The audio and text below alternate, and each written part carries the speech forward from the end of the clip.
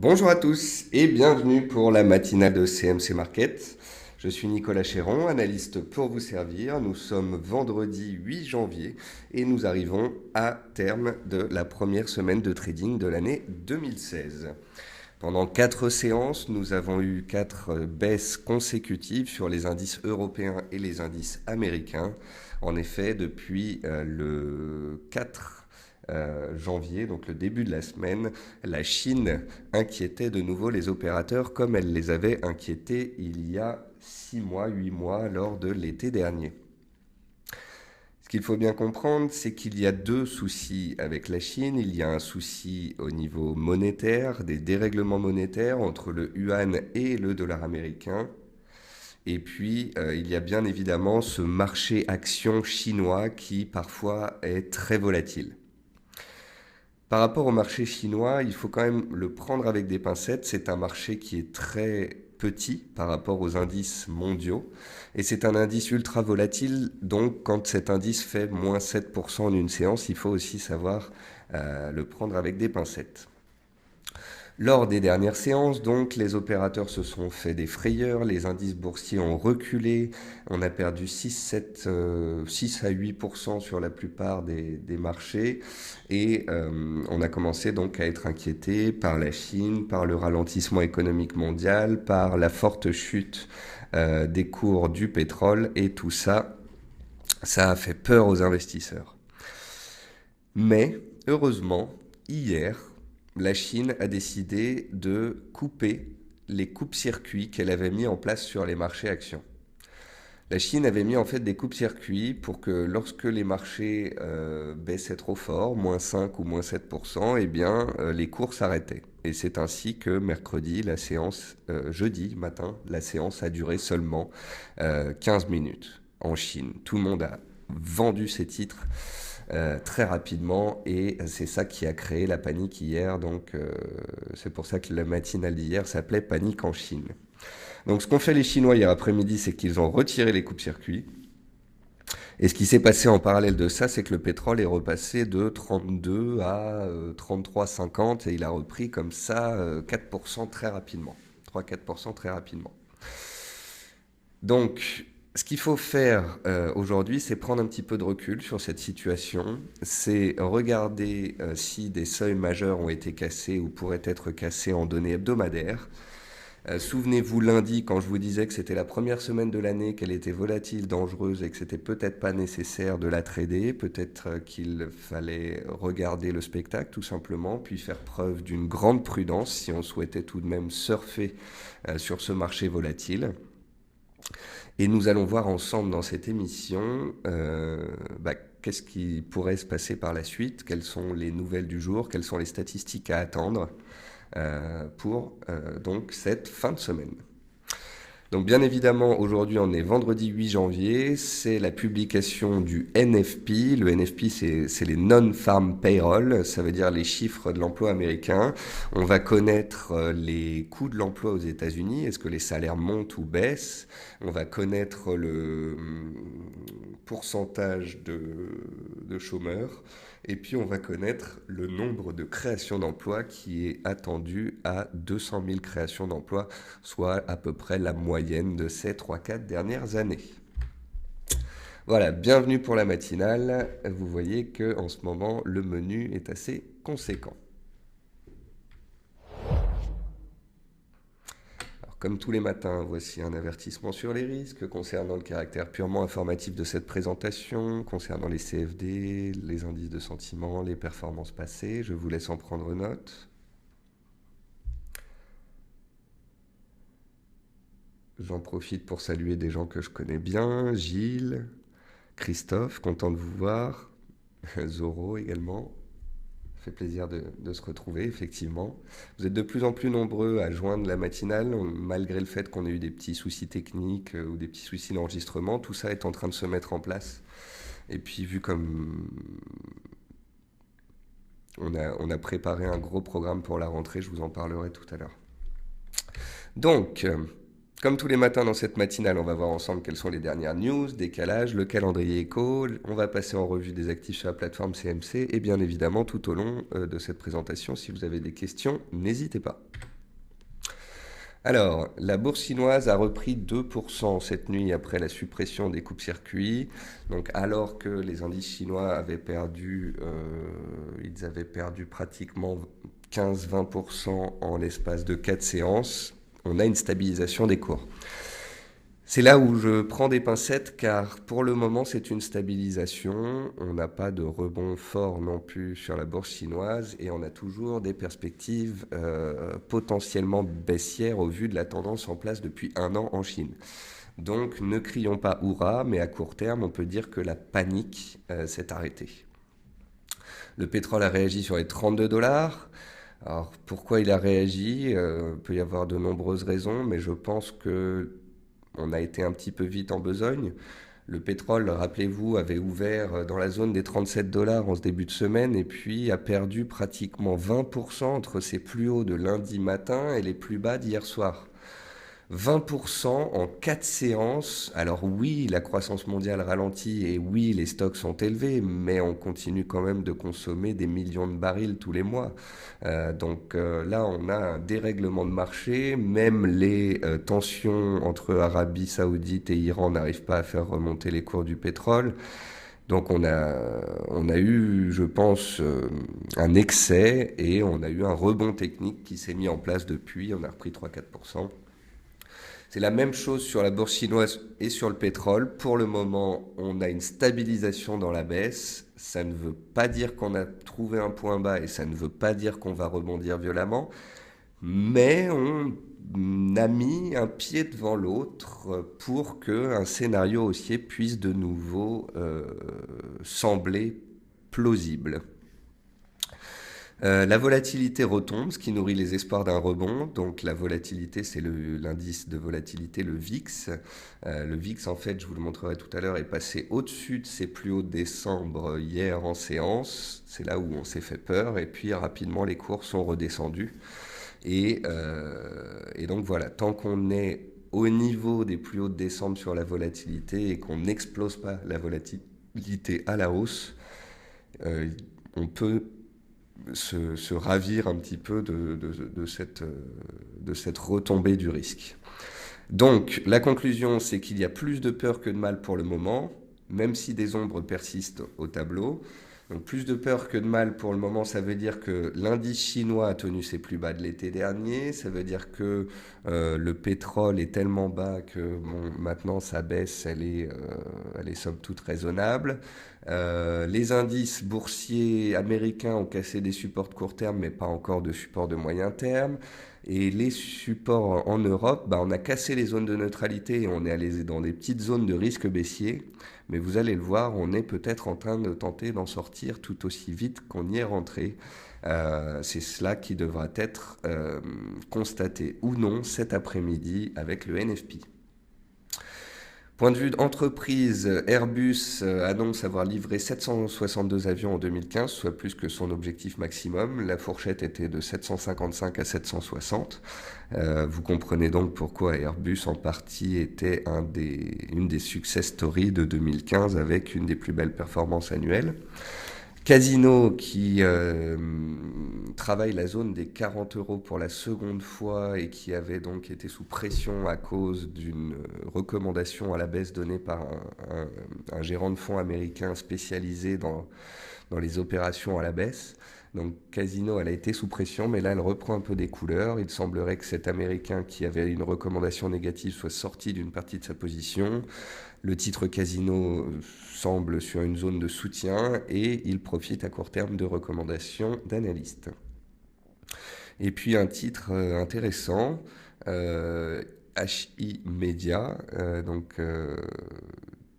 la société a publié une note comme quoi son PDG avait franchi la barre des 5% et détenait 6 à 7% du capital. C'est toujours positif pour un titre lorsque le PDG ou l'équipe dirigeante dit à racheter ou acheter des actions parce que souvent cela veut dire qu'ils considèrent le prix de l'action comme bas.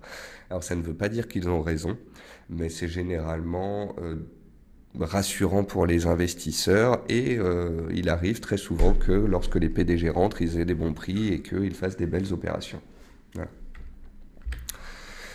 Voilà.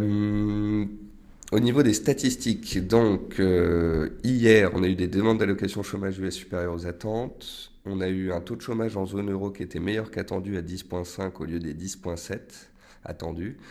Les ventes au détail en Allemagne et en Europe sont ressorties inférieures aux attentes. Ça, c'est un petit bémol. Et les stocks de gaz sont ressortis inférieurs aux attentes, ce qui a permis au gaz d'inscrire un nouveau plus haut annuel. Alors oui, c'est rigolo de dire nouveau plus haut annuel au bout de la cinquième séance, mais en gros, ça veut dire que on est sorti par le haut de la consolidation de court terme. Ce jour, à 14h30, on aura les chiffres de l'emploi aux USA et au Canada, et je ferai à 14h15 une émission en direct.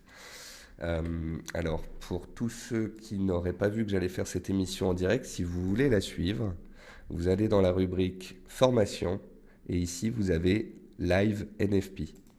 Vous cliquez dessus et vous vous inscrivez dessus. Voilà, cliquez ici pour accéder et vous vous inscrivez comme si vous vous inscriviez à la matinale. C'est un lien différent.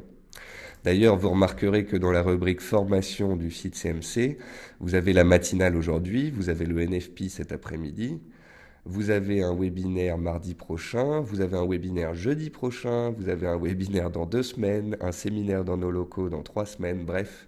CMC Market est en train de mettre en place de très nombreuses formations dans les bureaux ou via des webinaires. Vous aurez mon webinaire quotidien, plus des webinaires hebdomadaires, plus des webinaires mensuels spéciaux. J'espère que tout ce programme-là vous plaira. Donc à 14h15, retrouvez-moi effectivement pour un live. Alors, succinctement, voilà où on en est. La volatilité a failli s'envoler au-dessus des plus hauts de décembre, mais elle est en train de retomber. On peut, je pense, tracer une oblique entre tous les plus hauts ici. Voilà. Donc, concrètement, si on a un dérapage sur les marchés asiatiques de nouveau, des cassures de support, et que la volatilité devait dépasser les plus hauts d'hier, on rentrerait vraiment potentiellement dans un marché de peur avec une forte augmentation de la volatilité, des cassures de support, des séances avec des performances négatives de -2, -3, -4, -5%. Il n'y a pas de limite quand la volatilité s'envole. Mais si la volatilité devait redescendre gentiment en direction des zones basses, eh bien la complaisance pourrait être de retour sur les marchés actions et des rebonds techniques, voire des reprises haussières pourraient alors avoir lieu. Bien évidemment, donc vous avez un pivot ici avec un scénario haussier et un scénario baissier. Qu'est-ce que cela donne sur les indices européens? Quand je vous disais plus de peur que de mal dans mon introduction, ça veut dire ça. Ça veut dire que quand vous regardez un indice comme l'Eurostoxx, eh bien l'Eurostoxx, il est sur support de moyen terme des 3000 points. Il a frôlé hier le support, il a repris 2,5% depuis. Les investisseurs savaient que dessous, il y avait la zone de danger des 3000 points. Ça a tenu, ça a tenu. Donc vous voyez, on est revenu un petit peu un an en arrière, avant que Draghi lance un QE. C'est là aussi où vous vous rendez compte que les QE, c'est juste de la manipulation de cours. Draghi a annoncé un QE, ça a fait monter les marchés, puis la Chine a fait peur, on est retombé. Ensuite, les cours sont remontés, espérant un QE supplémentaire de Draghi, mais il ne l'a pas donné, donc les cours sont retombés, puis la Chine a remis la pression. Donc maintenant, il faudrait que la Chine stabilise et que Draghi de nouveau nous sorte un QE supplémentaire pour que les cours dépassent les 3300 points et reprennent une tendance haussière.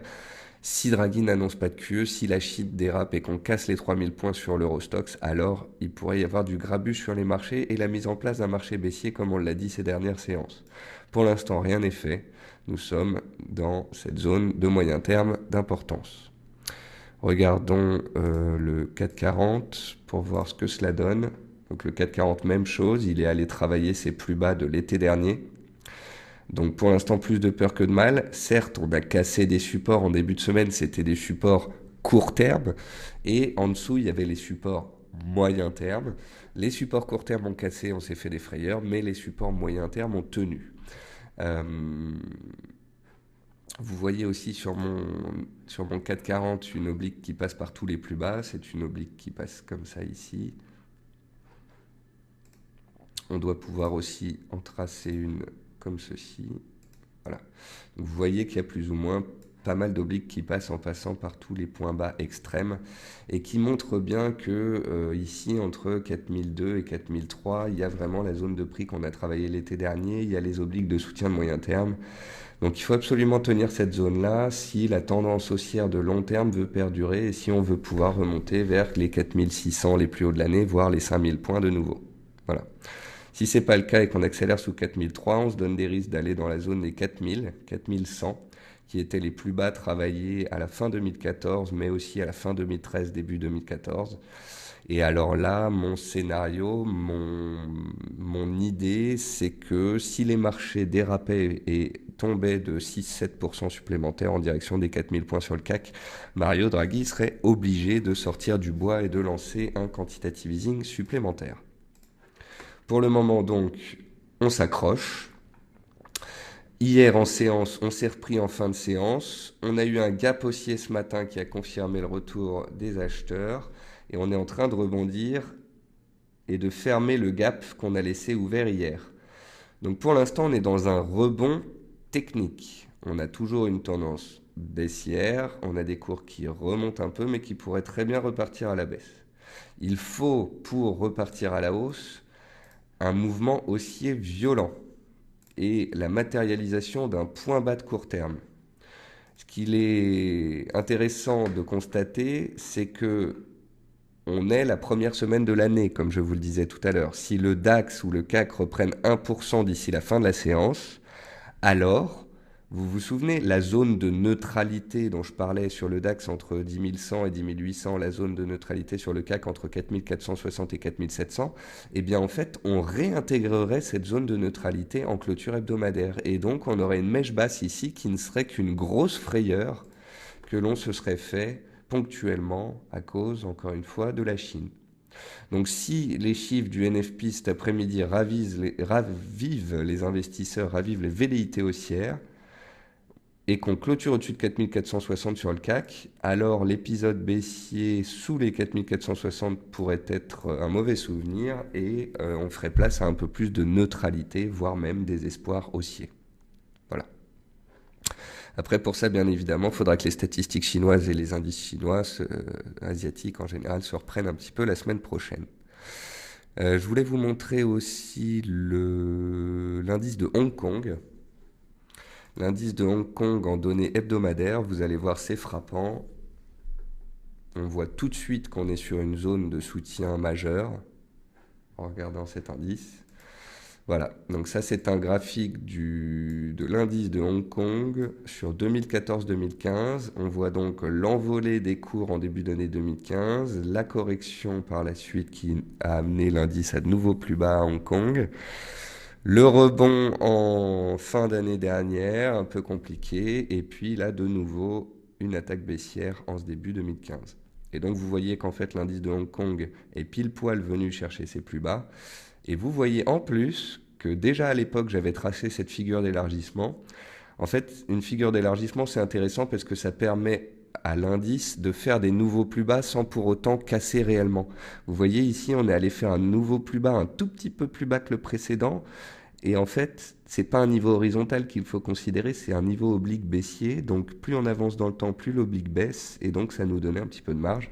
Tout cela pour dire que on est sur le fil du rasoir. Si on voit l'indice de Hong Kong sortir par le bas de cette figure, là ce serait la bérésina potentielle. Mais à court terme, on est bien plus sur un support que sur une cassure. Voilà. Voilà, donc ça c'était mon analyse du marché. En début de semaine, on était neutre dans une zone. On en est sorti hier. Il y avait la possibilité soit que ce soit un trou d'air, soit que ce soit le début de la fin. Pour le moment, c'est un trou d'air. Le pétrole est remonté, la Chine s'est repris, les investisseurs semblent un petit peu de retour à l'achat. Le VIX, la volatilité se calme. Donc voilà, nous avons les espoirs d'une stabilisation de ces marchés après un début d'année très compliqué. Voilà. Donc Jean-Jacques me dit, donc globalement le CAC devrait être baissier en janvier, je pense. Alors oui, potentiellement, il peut être baissier en janvier. Il faudrait qu'il prenne 400 points ou 300 points pour finir dans le vert. Donc il y a de grands risques que janvier soit baissier. Mais est-ce que ce sera très baissier ou tout juste baissier? Eh bien ça, on va rapidement le voir. Alors Jean-Jacques, tu avais dit que la première semaine de janvier indiquerait la tendance du mois. Eh bien c'est bien ça. La première semaine nous indique que janvier va être compliqué, voire même que l'année 2016 va être complexe. Et puis on va voir ce soir et puis en début de semaine prochaine si les acheteurs tentent quelque chose. Concernant les matières premières, donc on a bel et bien un rebond technique du pétrole qui s'est repris hier. Comme je vous l'ai expliqué, il y a un mouvement de rebond technique qui s'est mis en place sur le pétrole après une chute de pratiquement 20% dans la semaine. Bien évidemment, ce rebond de l'appétit pour le risque fait baisser l'or et l'argent, hein, souvenez-vous. L'or et l'argent, on avait dit que c'est des actifs qui pourraient monter s'il y avait de la peur. En début de semaine, je vous ai montré ce triangle sur l'or dont on a fini par sortir. Jusque hier, on montait puisqu'il y avait de la peur. Et puis aujourd'hui, vous voyez que dès que la peur retombe, eh bien, l'or retombe tout aussi sec. Vous remarquerez aussi que l'or ne s'est pas arrêté n'importe où, il s'est arrêté sur sa moyenne mobile à 100 périodes, et vous voyez que la moyenne mobile à 100 périodes a déjà bloqué en juillet, en août, en septembre dernier. C'est vraiment une moyenne mobile très utile. Regardez en fait le graphique ici, vous voyez que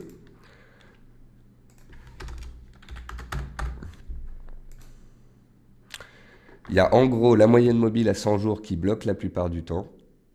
Et quand on arrive à casser la moyenne mobile à 100 jours, on va vers la moyenne mobile à 240-250 périodes, qui a bloqué en mai et qui a bloqué de nouveau en octobre.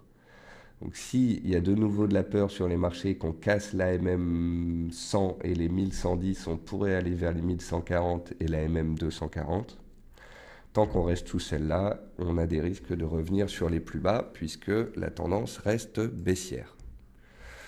Le pétrole, lui, la tendance est baissière, mais à court terme, il est dans un rebond technique. Je vais prendre le graphique du WTI.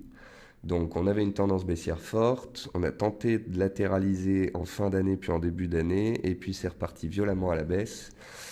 Et après 20% de baisse sur les 4 premières séances de l'année, là, on a un rebond technique qui se met en place. Vous avez ici à 34 $ un niveau technique qui fait désormais résistance. Donc, je vais le mettre en rouge. Si on arrive à casser cette résistance, eh bien, on passera de baissier à neutre et on se donnera des espoirs de rebond technique. Tant qu'on reste sous 34, ça reste baissier et en danger. Voilà. Et vous vous doutez bien que si le pétrole arrive à reprendre les 34 $ et à repartir à la hausse vers 36-37, que ça aidera les indices boursiers, car le secteur le plus massacré en 2015, c'était le secteur énergétique. En début d'année, là encore, il a été massacré. Les valeurs sont très très basses. Or, si à tout moment, il y a un rebond technique qui se met en place, et ça, vous l'avez déjà constaté ces dernières semaines, quand il y a un rebond du pétrole, les parapétrolières rebondissent très très vite. Zoro me disait tout à l'heure quel est l'indice asiatique qui drive le marché asiatique. Alors par définition, le marché le plus important et le plus gros en termes de capitaux, c'est bien sûr l'indice japonais. Là, à court terme, c'est l'indice SSE, le Shanghai Composite Index. C'est le Shanghai Composite et le Shenzhen aussi qui peut être regardé, mais le Shanghai Composite est l'indice de référence qui drive le marché asiatique ces dernières séances. Voilà. Habituellement, donc l'un plus important, c'est le japonais, là c'est le chinois, et je vous ai montré l'indice de Hong Kong pour vous montrer qu'on était bel et bien sur des supports clés. Après, sur les matières premières, qu'est-ce que je voulais vous montrer? Alors, je voulais vous montrer le riz. Le riz est intéressant car on a eu un très fort mouvement haussier sur le riz l'année dernière entre le mois d'avril et le mois d'août. On a pratiquement eu 50% de hausse en ligne droite. Puis les cours ont consolidé pendant plusieurs semaines et ont touché 61,8% de retracement de toute la hausse avant de redémarrer. Je trouve le cours du riz intéressant parce qu'il y a des tendances claires, haussières, baissières. Et je trouve intéressant de suivre la consolidation dans laquelle on est ces dernières séances, parce que si on sortait par le haut, eh ben, il y aurait peut-être la possibilité qu'on revoie les plus hauts de septembre-octobre, et ça fait pas loin euh, de 20% d'appréciation potentielle. Donc il est intéressant de suivre la sortie de la consolidation actuelle. Quoi d'autre? Le Palladium. Le Palladium, lui, c'est un rebond technique. Il a été fortement vendu ces dernières séances et ces dernières semaines. C'est un des métaux les plus vendus cette année. Le gaz a cassé sa résistance hier suite à la publication des stocks de gaz inférieurs aux attentes. Donc je vous avais dit, il y a deux possibilités pour le gaz. Soit il revient sur support en zone d'achat potentiel, soit il casse la résistance pour poursuivre sa dynamique en place. Et quel était le dernier que je voulais vous montrer sur les matières premières? La fève de cacao, c'est ici. Alors, la fève de cacao, l'année dernière, c'était très intéressant parce que c'était très propre. On était dans un range entre 2670 et 3000, donc un range de 10% pendant 3-4 mois. Puis on est sorti pour aller dans un range de 10%, un cran au-dessus, entre 3000 et 3300. Fin d'année, j'ai alerté sur le fait qu'ici, il y avait un chandelier baissier, qu'il y avait eu un gap baissier sous résistance et qu'on pourrait redescendre. Ça a été le cas.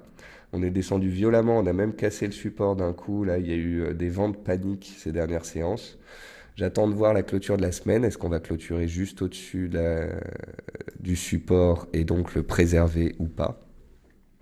C'est en tous les cas la fève de cacao sur résistance ou sur support de moyen terme peut être intéressant à suivre. Alors, on a parlé des indices, on a parlé des matières premières. On va regarder les actions dans le palmarès. Alors, Christophe me dit sur le pétrole en journalier, peut-on dire qu'il y a une formation d'épaule, tête-épaule? Comment savoir qu'elle est validée et quels sont ses objectifs? Alors, pour vous répondre, Christophe, une figure en épaule, tête-épaule, ça apparaît à la fin d'une tendance haussière. Donc, vous avez une hausse qui se fait, puis vous avez une épaule, tête-épaule et ensuite une chute.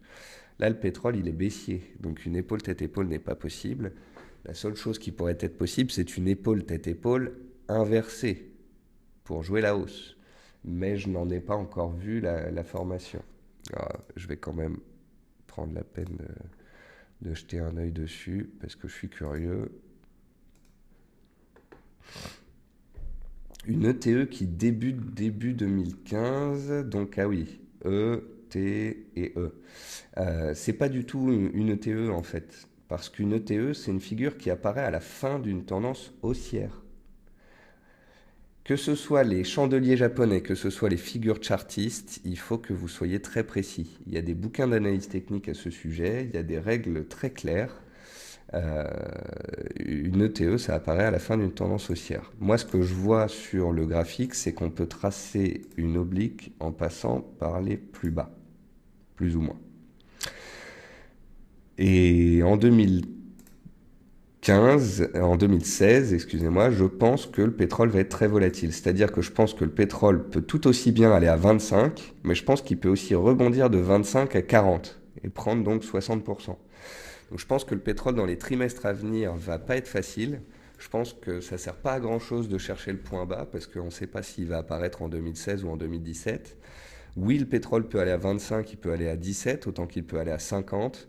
Tout dépendra des chiffres macroéconomiques, de la Chine, des émergents, des stocks de pétrole, des températures, des conflits, etc., etc.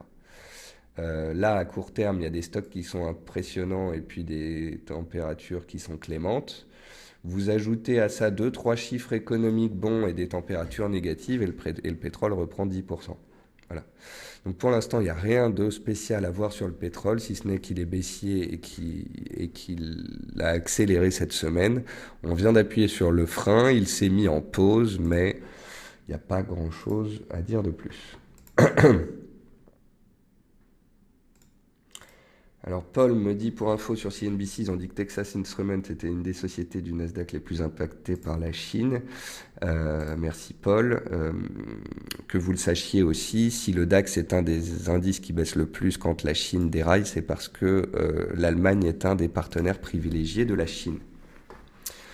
Alors, qu'est-ce qu'on a donc dans le tableau des hausses? On a Ubisoft en premier. Alors, Ubisoft, c'est juste magnifique. Regardez le graphique de moyen terme que j'ai sur Ubisoft. Il y avait un carré ici, et donc on était entre 25 et 28 dans un range. Et j'avais expliqué dans une des analyses que j'ai rédigées en fin d'année, le 31-12, des actifs sous surveillance pour la rentrée, j'ai expliqué dans cette analyse que si ça n'allait pas bien sur les marchés, Ubisoft pourrait baisser violemment d'un coup pour revenir vers ses supports. Les supports, ils sont où? Eh bien, les supports, il y a le support des 18, il y a un gap qui avait été ouvert à 20-21, et puis il y avait l'ancien canal haussier dans lequel les cours étaient. Qu'est-ce qui s'est passé il y a 2 jours? Les cours ont cassé les 25, sont rapidement venus sur 22. 22, c'était l'ancien haut de canal devenu support. Et naturellement, on y a rebondi et on est reparti à la hausse. Vous voyez que Ubisoft vient de prendre 10% en l'espace de 48 heures après avoir touché un support. Donc, on a une tendance haussière puissante, on a une sortie par le bas violente, on touche un support et hop, ça repart. Casino Guichard, donc je vous l'ai expliqué, elle profite de relèvements de recommandations, donc ces rebonds techniques après avoir été délaissés par de très nombreux investisseurs. Rallye, c'est la même chose. TF1, ça spécule sur les opérations entre Orange et Bouygues. Plastic Omnium, c'était une des plus belles actions de 2015. Donc, elle profite encore d'un bon courant acheteur. Ensuite, on a Forestia, Peugeot, Renault, donc tout ce qui est automobile. Virbac, je me souviens de Virbac parce que c'était la première analyse que j'ai rédigée pour CMC Market quand je suis arrivé en avril dernier. J'ai écrit l'analyse quand on était vers 230-240 et j'ai dit un repli majeur serait une bonne opportunité à long terme. Le repli majeur a eu lieu, on a perdu 30%, on est revenu sur cette magnifique oblique et depuis qu'on a touché cette oblique, on a pris 60 euros, soit 2 cinquièmes, donc 40% de performance. Comme quoi, les supports de très long terme, quand on y arrive à pleine vitesse parfois, il faut s'y intéresser. Sinon, on a des rebonds techniques à droite à gauche. Alors, je parlais de Total Gabon ce matin parce que Total Gabon, donc c'est un titre dont j'ai parlé quand elle était à 120 il y a une semaine, 10 jours. J'en ai parlé à 120 avec des objectifs haussiers à 140, 150, 170 si le pétrole se retournait. Étant donné que le pétrole s'est pas retourné mais qu'il est reparti à la baisse, le titre a juste touché son premier objectif puis il est retombé. Sauf qu'on est retombé où? On est retombé sur une zone d'achat potentielle. Traduction, ceux qui veulent jouer le scénario du pétrole et trouver un titre qui est sur support corrélé au pétrole, vous en avez un devant vos yeux. Et puis on voit aussi dans le tableau des hausses des titres comme Sartorius Tedim, c'est des titres en fait qui ont eu les plus beaux parcours de 2015 et donc il y a certains investisseurs qui se disent je vais acheter les mêmes titres en 2016 qu'en 2015 car ils pourraient performer. Dernier actif sur lequel je voulais réagir, c'était l'euro-dollar. On a eu en fait une forte hausse de l'euro-dollar de 1,07 à 1,09 ces dernières séances. Je vous avais expliqué en début de semaine que lorsque il y a des déboires en Chine, l'euro a tendance à monter fortement. En fait, je faisais référence à l'été dernier, au mois d'août dernier, quand la Chine a dérapé, l'euro-dollar a pris pratiquement 700 pips en 4 jours. Donc là, ces dernières 48 heures, alors que la panique grandissait, eh bien, on a eu un euro-dollar qui s'est repris pendant 48 heures.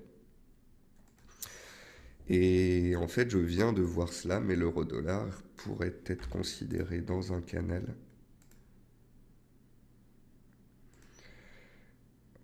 Vous voyez, il y avait une zone à 1,08, une zone à 1,1050, mais on a cassé 1,08, puis on a touché un point, puis on est reparti à la hausse. Donc le fait de considérer les 1,08 comme zone horizontale, je vais le supprimer parce que ça ne me plaît plus. Donc je vais plutôt considérer le canal en place. Et donc s'il y a soit des chiffres bénéfiques pour